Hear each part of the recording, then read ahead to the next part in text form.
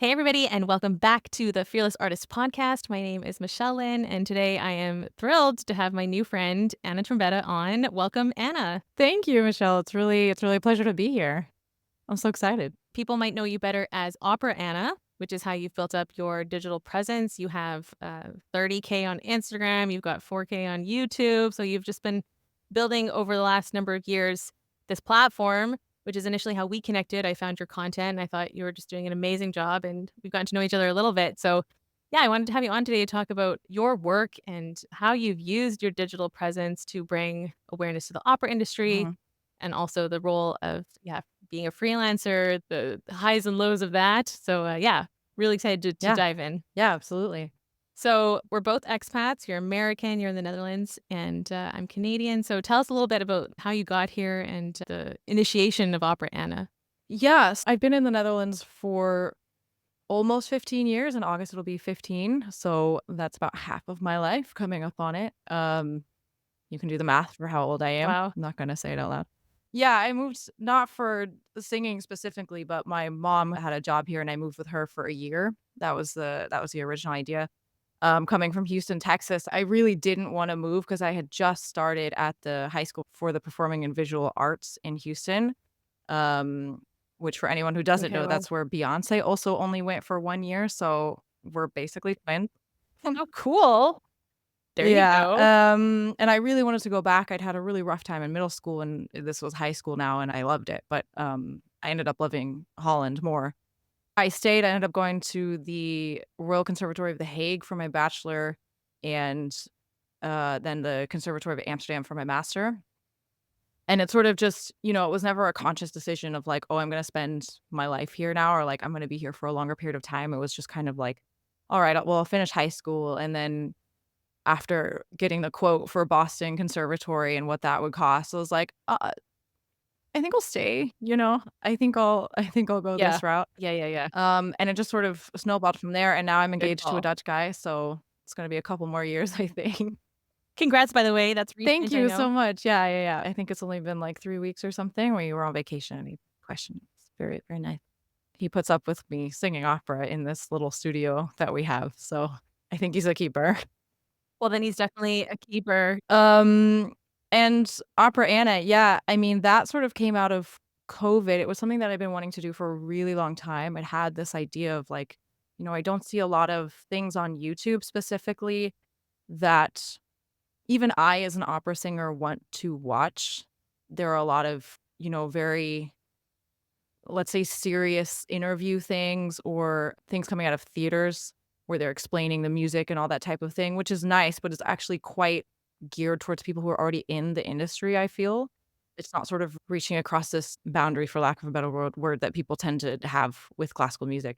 So I thought, well, why can't I just make a channel about opera and how I experience it and how I got into it and what I really like about it, which is not necessarily the famous singers because, I'm not gonna go interviewing everyone, and even though that's quite interesting, I don't really think that's geared towards new opera lovers.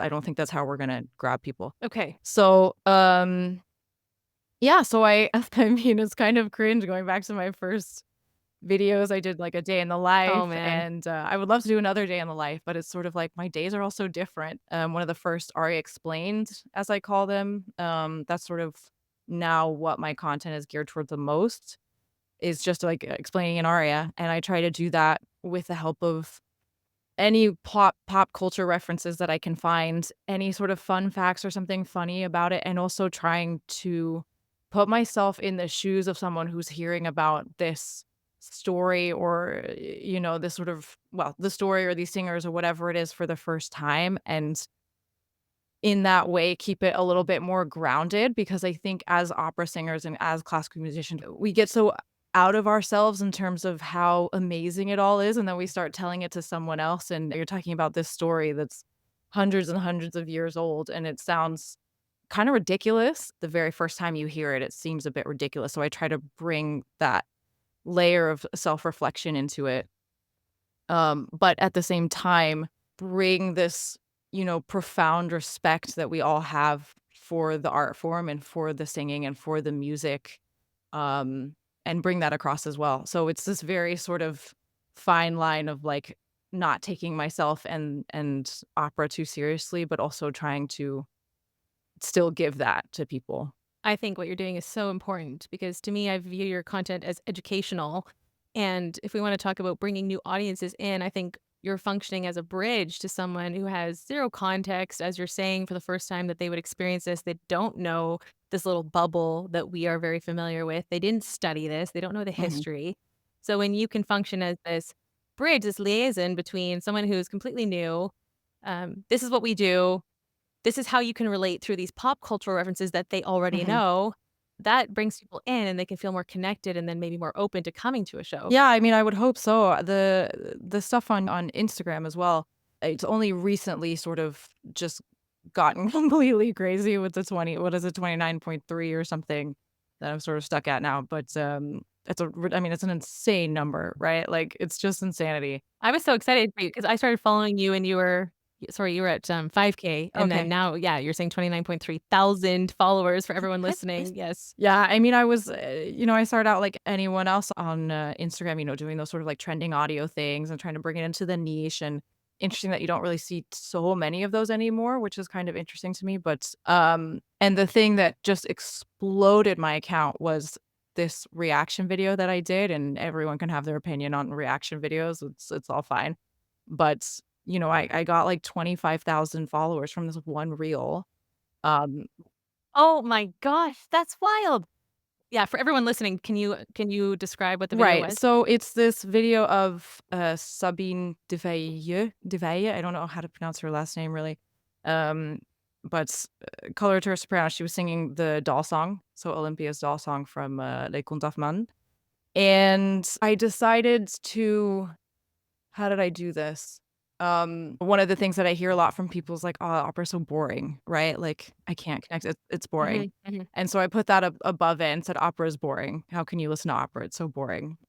And then I just green screened myself into the video and had some little captions with it, as I was sort of reacting to it, which is interesting because that's also what I do on YouTube is react and then comment on it. You're seeing something that you normally wouldn't want to watch if you just saw it come on your feed, but because you have someone else who's sort of literally forming this sort of reaction for you and, like, giving you some context, um, you have more of a reason to watch it, and there are tons of comments of people being like, "Oh, who's the singer?" Like, "I'm gonna go listen," and I always provide the link to the full aria Yeah. in my stories, and I have a highlight to do that. Um, so, like, that was the first one, and, I don't wanna be one of those people who also, like, only starts posting that type of content because I just wanna get as big as possible, like, that's also not what I want to do. I still try to also connect with singers in the field. I do a lot of, like, carousels about what I'm dealing with in the industry. I haven't had maybe the time or the courage to just do a talking head video. I don't know what it is about that form of content that I just don't wanna do it yet. I think I'm a little bit nervous, but Oh my gosh, and you're, like, so good on camera too. yeah, so talking about, like, I didn't what are some of the things I've done? 5 things that I would change about the industry or, like, anything that's really more singer related, so it sort of has Yeah. both of those, let's say, tinges to my content. Well, I mean, if we view your content as Mhm, educational, which is kind of the category that came to mind when I was looking through, that is literally what an educator does. It takes a recording or an aria or whatever, and it says, this is what you should listen to. You are mm, actively training your listeners what to listen to. And then by default, becoming more familiar. It's the same thing as when you go to a museum, you get the audio guide. But no one would ever say that the audio guide guy is profiting off the museum. So people say all kinds of yeah. stupid things online and whatever. We can bless them and let them go. But why do you think that that video resonated with so many people other than the hook where you start with the controversy, opera Right. is boring? Do you think it kinda set people up to have this discussion in the comments or Yeah, I mean, I definitely think so. I think that was a trigger, for lack of a better word, for people to sort of be like, "Oh, I don't think it's boring," or "I do think it's boring still." There are a lot of those, like, "I still think it's boring," after watching the video. People wanna share their opinions. I think, firstly, it's just a hugely virtuosic video. I mean, it's what she interpolates just going up to the high I think it's a high A flat, right? So above a high C. It's just yeah, it's wild. yeah, it's crazy. Um, it's completely otherworldly and inhuman, and she also has this costume that looks like that woman from Mars Attacks. It has this, like, wig that's going like this, and I think that Okay. is actually the inspiration from it because it's just too close to actually to not have been. And so there's all these different, like, visual, audio, and textual things to kind of grab people and give them a reason to wanna Yeah. comment, and all those things combined, that's it's sort of a perfect recipe for a viral video. You have 25,000 people who are suddenly interested in you explaining an aria. How did that change your mental state when you wake up and you're like, "Wait, like, these people think that what I have to say is Mm. important?" Did it make you feel like you needed to show up? Did it give you an extra sense of responsibility to continue to educate, or were you just overwhelmed at the attention? I know there was some negative stuff you had to deal with in there. Like, what was that for you? Yeah, I mean, this is a great question. I think still recovering from 4 million people seeing this Okay. video. Is it at 4,000,000? Yeah, I at first with all it sort of is going in phases. I first thought like, "Whoa, this is amazing," right? Like, this is crazy, people all these people following me, wanting to learn about opera. That was sort of my first thought. I thought like, "I'm an opera account. This is ridiculous." Like, this is what I've been saying. It can work. And then, of course, I engaged with the trolls because I had to learn my lesson, right? And I really thought, like, we can, if you just use logic and try to be polite, like, people will come around. No, that's not how it works. It's just absolutely not. And I was so Yeah. distraught at the thought of, like, that someone didn't like me online out of, like, 7 billion Oh, people yeah. in the world, 8 almost. And I was sitting on this couch and I started bawling my eyes out because I was so upset, and I thought, "I wish this had never happened. I wish I Mhm. hadn't gone viral. Like, this sucks.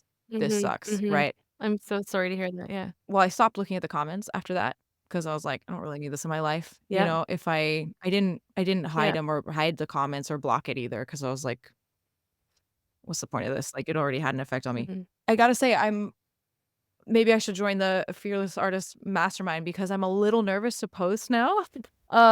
Because I'm like, nothing's gonna top that. And it's such a weird thing to think that you have to like constantly get more likes on all your videos because it's just that I mean, that's just stupid actually. But I'm nervous to post because I think, oh, it's not what people want to see, or oh, it's not like, or someone else will be a troll on one of my videos. For people, it can just be mean, you don't need that. As you said, you don't need Right. that. And at the same time, I started this new job and I've sort of actively trying to sing less, but earn more money, which is just a sad fact at this point in my life. But anyway, yeah, so my posting got a little less consistent, but now when I do post, it's something that I've thought about for a while and thought like, okay, no, this is like worth it to make. And I hope that people will get something out of it. I so feel for you because we see this all the time with artists because we have to be vulnerable in a sense where we literally go on stage and perform. Like we are putting ourselves out there all the time. And as we said earlier already, like everyone has an opinion, everyone's a critic, and these people sit on their couches and throw insults from their little screens. And have they ever posted a video? Have they ever put themselves out there? Have they ever shared an opinion online?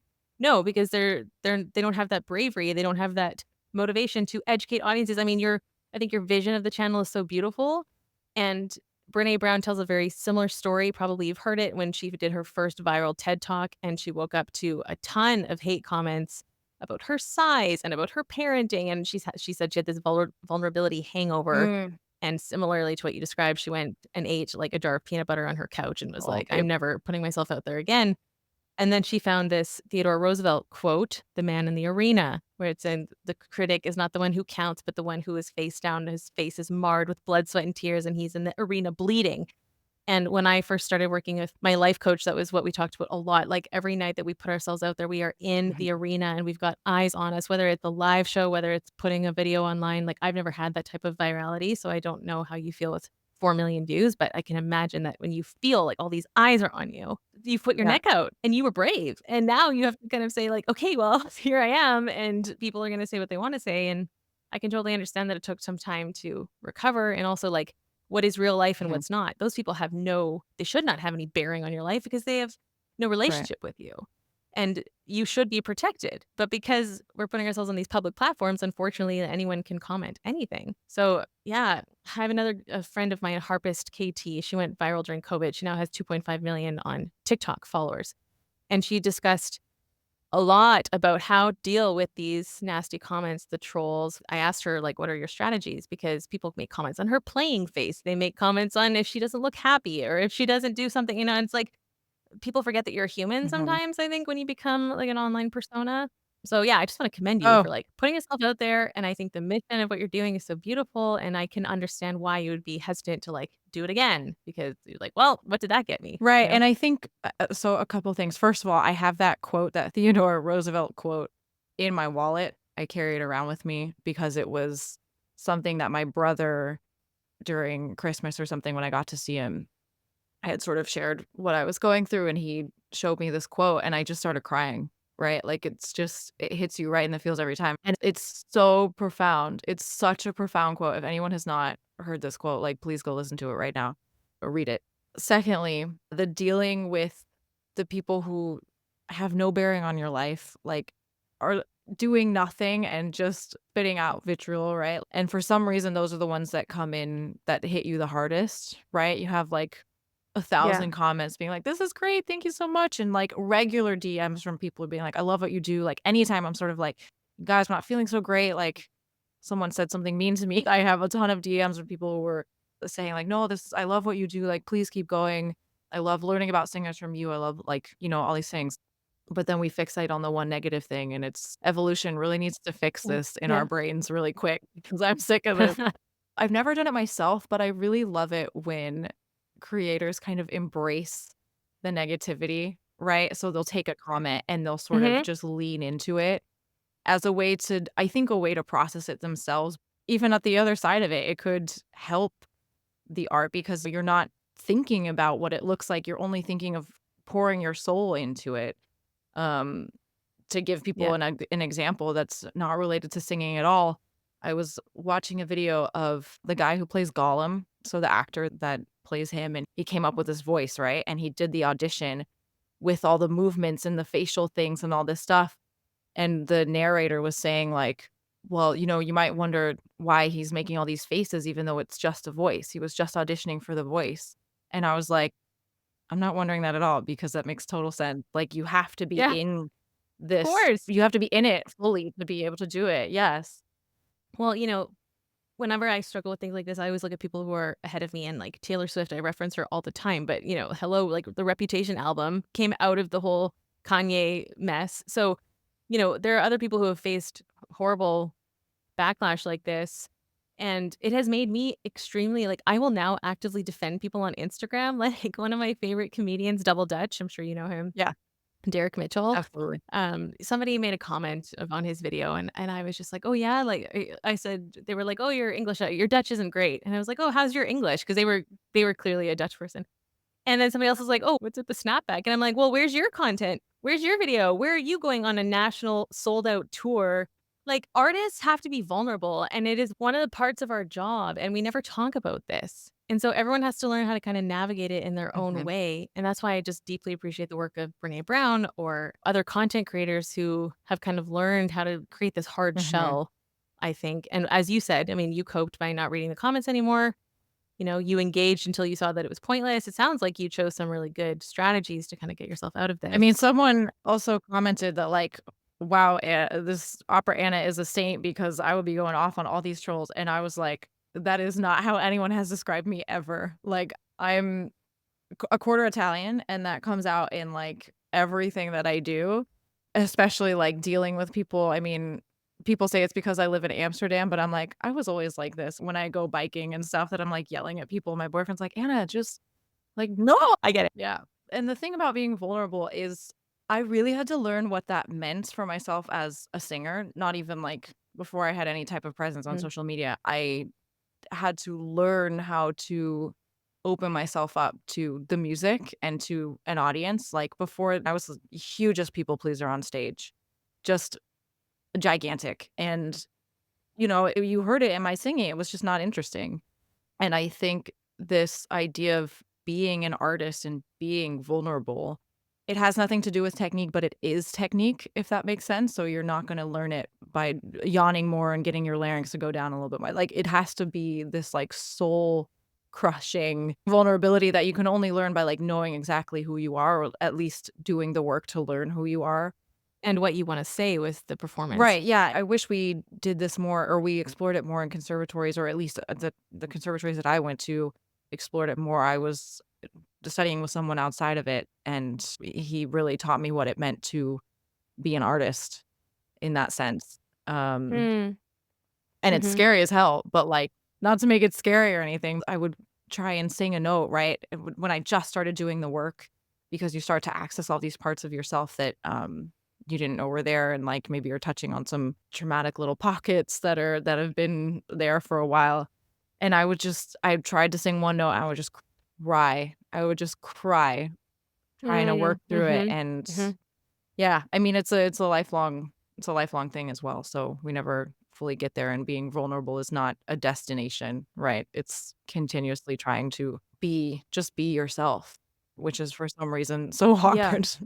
Yeah, I was about to say it sounds a lot like you're talking about being Mhm, authentic on stage and then also in your content. I think your content is very authentic, which is probably why I resonated with you because I've just been allergic for years and years to the people who used socials as like the highlight reel and here's everything great about me and here's a big filter for my face and all this stuff. So I hear you talking about your target audience being, you wanted to educate the average person, let's say, about introducing them to the world of mhm, opera. But then you also mentioned that you like to connect with mhm, other singers by writing about issues that you see in the mhm. industry, like one of your graphics five problems you see. Do you want to share a bit about the idea behind that? Yeah, I mean, that's a kind of a good segue, because I think I the first thing I posted where I was like, "I'm really sick of this and I wanna just talk about it on social media," I think came from probably seeing an influencer, or seeing, like, a Thrilled to Announce thing, and I was like, or seeing a Thrilled to Announce and then talking to someone the next day, like, talking to the person, and they're like, "Ah, it's a shit thing, like, I don't even, like, I'm not that excited about it, blah, blah," and I was Ah, like, "You made me feel bad about myself," when that's, like, the only thing that I see from artists. It kind of goes against what we do. Like, if you're just putting out these, like, "This amazing mm, glamorous life that I have," when mhm. everyone in the industry knows that that's not 98% of what we do. I was like, "I hate this. I hate this. I'm gonna do it differently." Also because I had no concerts to be Thrilled to Announce about, so it was like, you gotta pick one, right? Yeah. What was the first one I did that I was like, "Oh, people actually resonate with this?" I think, Maybe the audition process I know you've talked about. 5 things that conservatories don't teach you. That one did pretty well. It has, like, 100 likes or something, and after that, it sort of gave me more courage to post about stuff like that, because there were all these things that are going wrong, or just sort of don't sit right with anyone in the industry, really, and yet no one talks about them on social media, like, ever. Okay, why is that? Well, I think I think that there's a lot of fear around, biting the hand that feeds you, and I Right. completely get that. I completely understand that you don't want to sort of go against and maybe make some generalizations. Like, I come down on yaps sometimes about, like, I don't wanna do a yap because, like, you don't earn any money or whatever, but at the same time, they can be, under good management and in the right hands, like, a very good opportunity for young artists. It's the fact that I could talk to people about this, or that people also resonated with people, and that they shared my perspective on it, was also, funnily enough, one of the reasons that I started Opera Anna. I thought I need to show people perspective about being in the industry, Mhm. because during my first year of my master, I didn't know anyone. Like, there were quite a few Canadians, and they sort of knew each other, but they weren't my best friends right away, Right. type of thing, so I felt really alone, and I was going through the things you go through in your conservatory. You have a bad week, and then the world is ending type of idea, and Yep. that was what made me also want to start Opera Anna, because I wanted to show, like, this is what it's like, it's not glamorous, but it is super fun, right? And it's very confronting and uncomfortable sometimes, but it's because we're in pursuit of something bigger than ourselves. I hope that the more vulnerable things sort of come over, and I'm trying to figure out more ways to talk about stuff like that than just on carousels. I would love to do, you do a lot of talking head content, and I'm not really sure why I'm like kind of afraid of it. I think just because I've never done it and I'm like, oh well, people like it. That's stupid. You know what? It was the same thing with starting this podcast. I overthought it for 3 months, and then only thanks to my podcast producer, shout out Pokey, who was texting me like, "Where is your next episode?" Then I was like, "Oh man, I gotta bite the bullet." And then, do you know something that I do is every positive message that I get about the podcast, that is screenshotted and in a folder on my phone. So whenever I'm starting to feel those negative voices pop up and kinda torment me, I'm like, "Hang on a second, I've got evidence, and this is how we can rewire our Yes. brains." Like what you were sharing earlier, you get 1,000 positive comments and you zero in on that negative one. That was explained to me as being the spotlight effect, which is something that I always do after a concert. I come off stage and I talk about, like, that one bar that I missed the entrance instead of like, "Wow, we just pulled off this huge Yeah. quintet." Like, So, yeah, now I'm going through that folder and I'm swiping through all of these people who are saying, "Hey, I listened to the podcast. It helped me so much. Nobody talks about this. Thank you for what you're doing." And I'm like, Right. "See, what I do matters. See, Yes. Michelle?" Like this little inner critic, and I kind of talk myself off the Mhm. cliff. So, um, I was gonna ask with your vulnerability, and I know you talked once on your stories about like the audition process and stuff and how that can be so difficult, traumatizing, all that stuff. Do you have things in place, like, boundaries-wise, where you think, like, "Okay, this is for the public and this is for my inner circle?" Is there a way that you differentiate between what to share and what not when we think about the average opera singer might think, "I don't wanna bite the hand that feeds me," like you said? I think when I first started this like more vulnerable sort of digging into the industry content, I didn't have a lot of work and there wasn't a lot of work on the horizon. And I think that sounds really scary, of course, but it's not my only income stream. And I decided a long time ago that I'm not going to let singing be my only income stream because COVID. And I sort of thought, you know what? Whoever in the industry is going to not like what I'm saying is not somebody that I want to work with. Yeah, these kind of conversations are tricky because in the audition process, of course, there's, like, so much that we don't know going on behind the scenes. There's all these relationships, there's past history, there's a jury, they're looking for something specific. We don't Right. know why some people get the role and some people don't. And when you put your heart on the line, and coming back to this authenticity, vulnerability idea, it can really sting when these things don't pan out the way that you might have hoped or Right. expected. Right, and I auditions are so tricky as well. I saw a reel about was a musical theater singer. I mean, completely different, but also not that she had gone on, like, 60 different auditions or something and got none of them. Like, got absolutely none of these auditions, and then the one job she did get was because of something she didn't audition for it, she got it because of something else, because 'cause she'd been in this other thing and they wanted her to do it. It's like 60 plus Yeah. auditions. Maybe it was even more, but Yeah. this is Yeah. mind-blowing. It's mind-blowing. You hear that more often from people. I knew a guy in the studio, and he was like, "I don't think I've ever gotten a job from an audition. It's only because I network like crazy." So how do you see your role as someone who is open to speaking about these things, and what kind of change can you activate with Opera Anna? Well, I mean, I just hope that there's some sort of awareness. I don't understand how we Yeah. can get there any other way. Um, it has to be Yeah. about singers also standing up for what they're worth and for what they want to see in the industry. Like, if no one else says it, then, like, it's just gonna keep happening. It's kinda like the elephant in the room when these things happen and, like, yeah, some people have knowledge, the others don't, and, yeah, it can be confusing for someone trying to navigate this. So, looking at the positive, like, influence that you've had with your socials, are there any stories that come to mind, or you've already mentioned people thank you in your DMs for what you're sharing? Yeah, I mean, the things that really make me go, "Oh, okay, people are appreciating it, people, like, get what I'm trying to do," is also on YouTube when people, first of all, they thank me for what I'm doing and, like, the way that I'm doing it, which is not for everyone, of course, but for specific demographic maybe. But if someone discovers a singer, I've had people who are like, "Oh, I've never listened to opera, but this kinda makes me wanna go watch it." I'm like, "Here's the link, babe." Like, like that type of thing. I'm like, "Oh my god, like a new opera lover potentially," right? And I even have, like, a family friend who I mean, he knew I was an opera singer, but that wasn't enough, right? He saw my stuff, and then he started messaging me. I was like, "Oh, I'm gonna go Mhm. see" whatever it was. I forget what they were doing.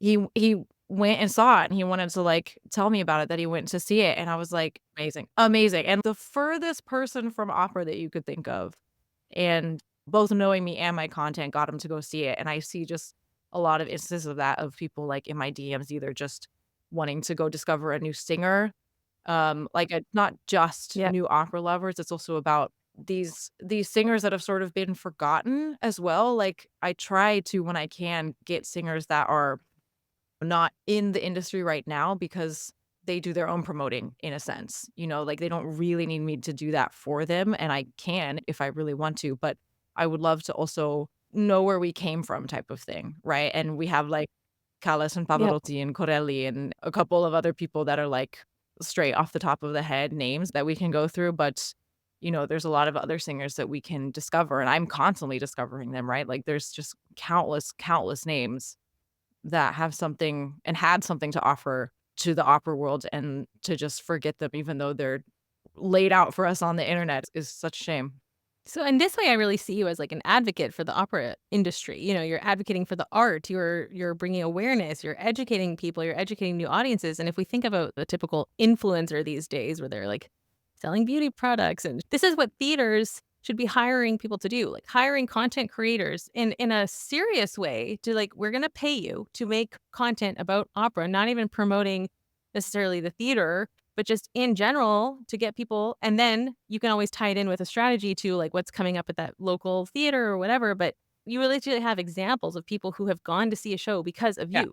Like, you are influencing people, you're changing minds, you're yeah, bringing this, and this is how we can use the power of socials and YouTube to educate people, and I've been learning more over the last years. Part of our role as classical musicians is also education, and we can't keep complaining about how classical music is dying and everybody in the hall has gray hair. It's like, well, where is your responsibility to go and tell people and introduce them to what you're doing?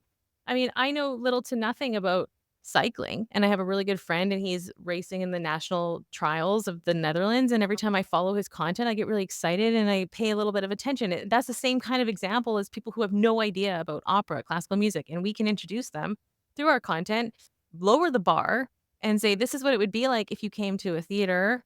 This is what you would experience. Here's the story. I love that you mentioned that, telling the story of the artist, bringing pop culture references. Like, let's make it relatable so that we can introduce a new audience, and then we can stop worrying about ticket sales because people will just wanna go because they're actually yeah. interested. Yeah, I mean, I fully agree. The role of theaters, or the strategy that theaters could start to think about on social media, is definitely a much more, let's say, interactive one with society, for lack of a better word. Like, Yeah. getting people involved and hiring influencers, or hiring people like me or like you, or someone who has more experience with that. So you see also people who know exactly what they're talking about, and who are willing to put in the research that's Mhm. necessary, because I also don't know everything, right? And can bring that relatability factor. Yeah, I mean, I would love to see it more. I haven't reached out to any theaters or anything, although I have thought about it, to see if, maybe we could do some UGC type of thing, or whatever it may be. I think a main problem or issue or something like that, that I see a lot of organizations, a lot of classical music organizations doing, or having, or whatever the verb is to fix to end that sentence that I just said, is that they're not willing to experiment on social media. They're not willing to go outside of their sort of the brand lines that they've already established as a classical music organization. And the one thing that all classical music is sort of stereotyped for being is that we're all super stiff, and that it's kind of elitist, and it's not relatable. And then they're like, "Oh, well, we have to be on social media." I'm like, "Yes, of course you do." How? Right? It's not a sort of 1, 2, 3 of, we're just gonna post a picture of our last concert, or we're just gonna upload a video that's 10 minutes long in landscape mode for a reel that someone's just gonna scroll past right away. Like, I'm like, "No, why?" Because I know multiple instances of smaller organizations, they don't really have the budget to really, like, hire an entire media marketing team. And, they're doing the best they can, like, the intention is good, but it's just not executed correctly, and it's also way too safe.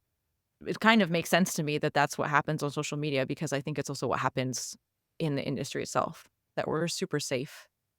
We make programming decisions because we have to fill the hall, right? And we know that that's gonna do it. Not that that's wrong, but, like, the 8 millionth performance of Carmen is, you know, it's a great opera, but I was Yeah. so psyched when I saw that the Met Opera had, Fire Shut Up in My Bones, and they had the Malcolm X, and they had the Hours, like, regardless of what actually did well. And by the way, Fire Shut Up in My Bones, like, killed it with ticket sales, and so did Malcolm X. I think we're so scared to experiment, and I think that's also so great about what you do with the Fearless Artist Mastermind. And what I was listening to one of your episodes the other day, we're so, like, trained to make it perfect or so trained to take it seriously and, respect the art form and all these things, which is totally valid. But allowing ourselves to be artists and to be messy and to be creative and, like, also put that out there. I Yeah, but, you're being an example for a lot of people who see you, so, I agree with you completely. I think the fear is that we don't wanna dumb it down, and that's what you started this conversation with as well. You're bringing arias, you're bringing them in a relatable way, but you're also not diminishing the importance of it. But at the same time, we're giving people bite-sized views of an aria on an Instagram, reel with an iPhone microphone. We can't at all possibly recreate, but the whole idea is that you're functioning as a Yeah. bridge. You're introducing people, and you're saying, "Why don't you come check out a show?"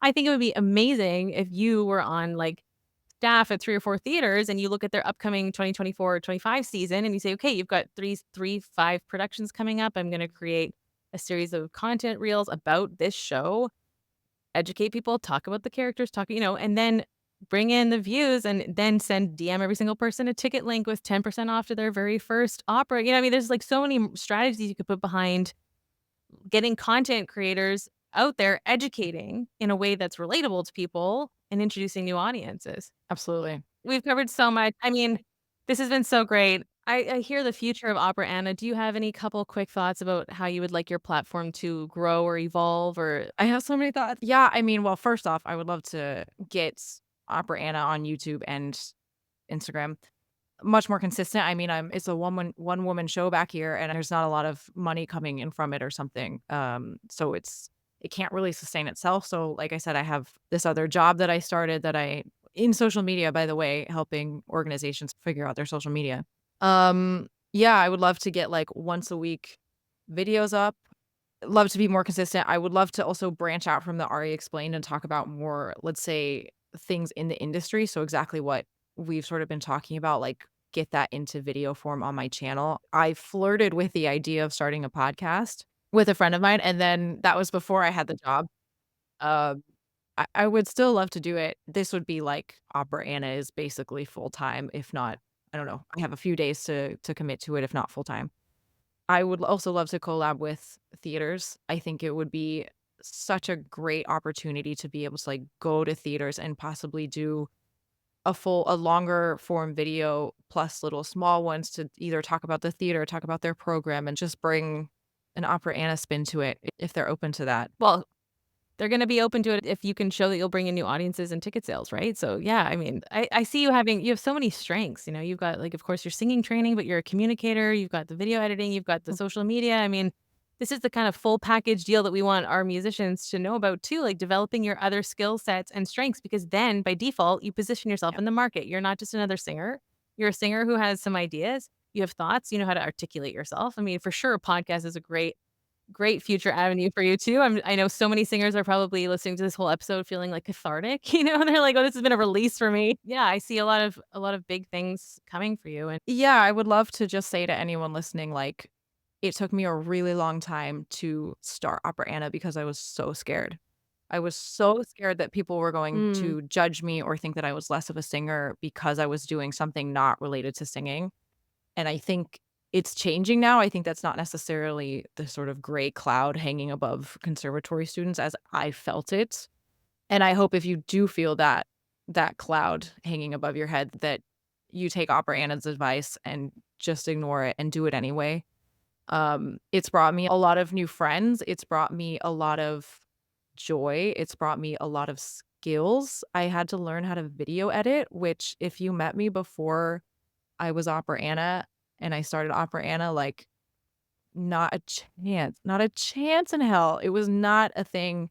I'm the most technically ridiculously stupid person ever. So, really just go for it, and I have gotten jobs from it, I'm sure I have, because after I'd had Opera Anna for a while and they knew that I had Opera Anna, they asked me to do presenting for a competition, and I just did a presenting job 2 days ago for the opera sing-along in Den Bosch. It was like a sing-along thing, and they needed a presenter, and, it's sort of this, like, newfound love, and I hate that I keep finding new things that I love to do. I'm like, "Oh, let me just do this and this and this and this," like, wow, just pick one. But yeah, so you never know what's going to resonate with you and what's gonna bring you just more joy, and I think as artists, we have to find these different things that bring us joy and that feed our artistry. Just being a singer is sort of not even viable anymore. I know like 3 people in my circle who do that, and there was that great statistic from SCEA artists that came out that said in the States that 3% of singers make their full-time income from singing, and first I was like, Right. "What the fuck?" Like, 3%, and then I at first I got scared, and then it sort of set me free to do all these other things, and I'm perhaps overextended myself, but, you know, we'll find the balance one day. That's a lifelong journey. Good for you. I love hearing this. It resonates so deeply with me because we really do teach a lot about portfolio careers. I teach at Code Arts. It's year 1. We tell them there are multiple ways to make money in the music Uh, industry, and you wouldn't have any of the opportunities without your musical training. So I don't think you can ever separate yourself. Like even when you're doing social media, it's coming from your training as a singer and you understand the ins and outs and you are coming from your experience and your authority. And I mean, I think we're always gonna be our instruments, even no matter what role we play. I mean, I'm doing this podcast on behalf of Michelle the pianist. You know, Michelle the pianist who needs to know how to be fearless. So, yeah, I think everything ties together, and I love that you're being an example for mm, so many. So, if you had one thought to leave people with, one action point, we love teaching our fearless artists to take action. Do you know what it would be? to take action, oh my goodness. Just Yeah. go for it, like, really just go for it and Yeah, figure out who you are and what you wanna say, because I it's love just that. not interesting without it, and without Opera Anna and sort of this, persona, I guess. It's not really a persona, it is who I am, but it's not fully who I am, of course. Mm. Without this sort of armor, Opera Anna armor, I don't think I would have ever dared to be vulnerable, with other people on social media. You know, be authentic, find what you wanna say, and go say it. I mean, put yourself out there, post the video, Yeah. have the 4,000,000 people see it, and keep going. I know we're gonna be looking forward to a lot of your upcoming content. Yes, everyone go follow Opera Anna on Instagram and YouTube, and this podcast will also be on both her channel and mine. So, anyway, I just wanna say thank you so much for all of your thoughts and how you articulated, your ideas today. It's been a real Thank you so much for pleasure. having me. This is so fun, and I'm no longer a podcast virgin. Is this your first podcast? Oh, I'm Yeah. honored. I'm honored. Great. Well, everybody, if you enjoyed this episode, make sure you screenshot and share it to your stories and tag the Fearless Artist Mastermind and Opera Anna. And remember, you have what it takes to build the career of your dreams. So we'll leave you and say, be Be fearless, fearless. you guys.